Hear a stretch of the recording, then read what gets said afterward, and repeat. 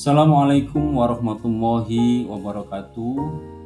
Bertemu kembali dengan saya Muhammad Mundofi pada mata pelajaran Bahasa Indonesia bab yang kedua, yaitu tentang penyajian berita aktual dan akurat.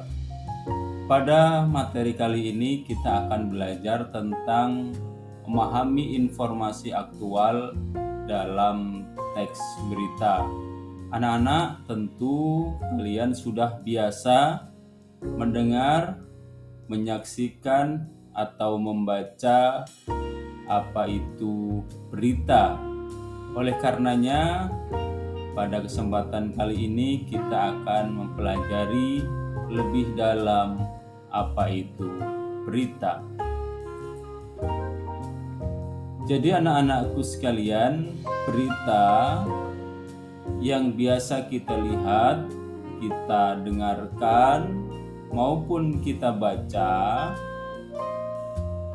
pengertiannya menurut KBBI adalah cerita atau keterangan mengenai kejadian atau peristiwa yang hangat. Nah, bisa juga disebut dengan kabar. Sedangkan teks berita sendiri adalah jenis teks atau tulisan yang menginformasikan fakta-fakta terbaru tentang peristiwa atau kejadian yang sedang terjadi.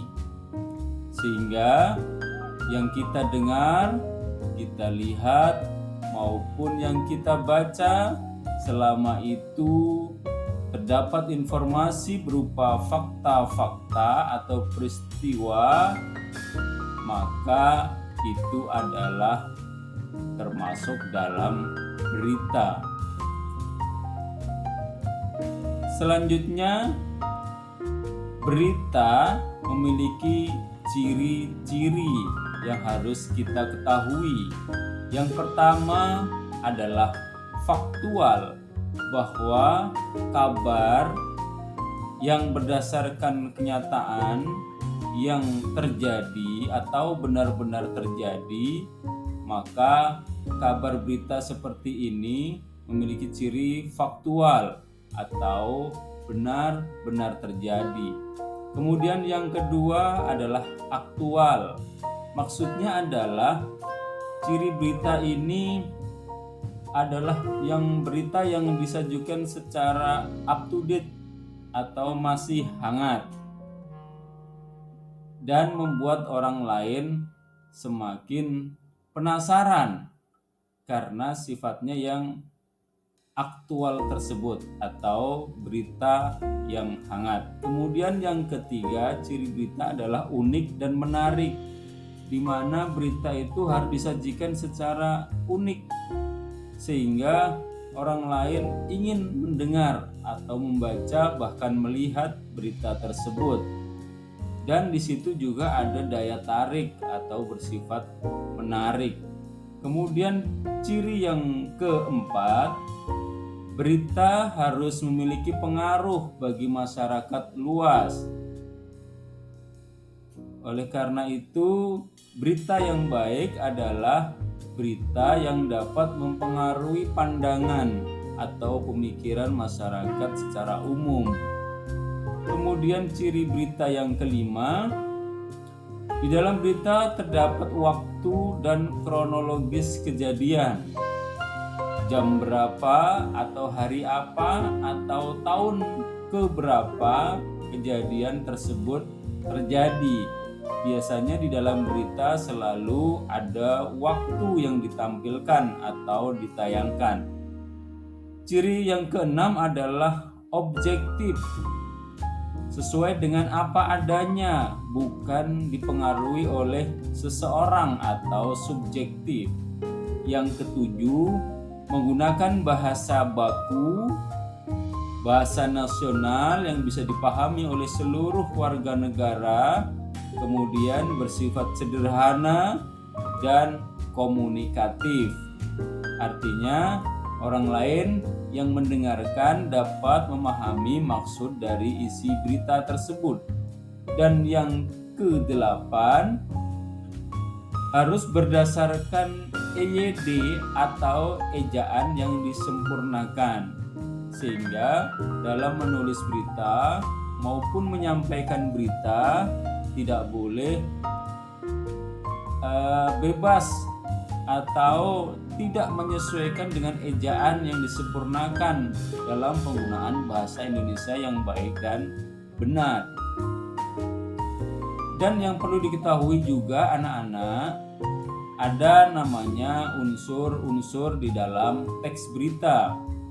Unsur-unsur ini memudahkan kita di dalam kita memahami apa sesungguhnya isi yang disampaikan di dalam berita tersebut. Unsur-unsur berita tersebut dikenal dengan 5W plus 1H. Adapun 5W plus 1H ini meliputi W yang pertama adalah what atau dapat diartikan apa.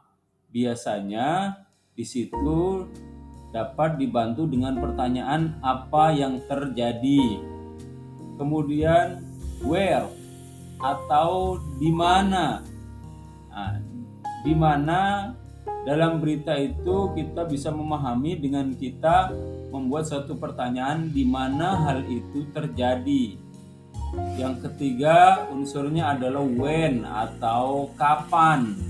Di mana kapan peristiwa itu terjadi.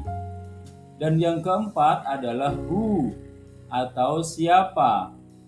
Nah, siapa yang terdapat dalam berita tersebut dapat dibantu dengan pertanyaan siapa yang terlibat dalam kejadian itu. Yang kelima adalah why. Why ini artinya kenapa.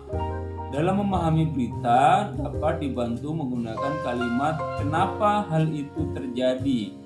Dan yang terakhir unsurnya adalah how atau bagaimana. Dan untuk menanyakan how ini bisa dibantu dengan pertanyaan bagaimana peristiwa itu terjadi. Jadi anak-anak, agar memudahkan kita memahami informasi dari berita yang sedang kita dengarkan, kita baca, atau kita lihat, dapat dibantu menggunakan pertanyaan atau unsur 5W 1H. Selanjutnya di dalam berita juga terdiri dari struktur teks berita.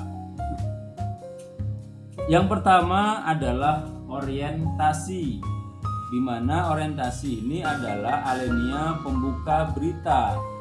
Di sana dijelaskan terlebih dahulu pendahuluan sebelum memasuki kepada inti berita.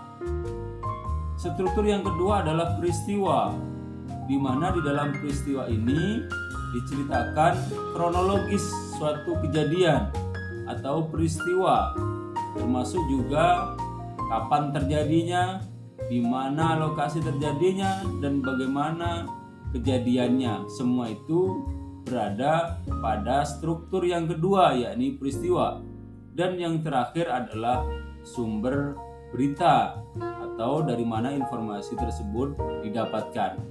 Jadi anak-anakku sekalian, demikianlah materi tentang teks berita yang sudah kita pelajari.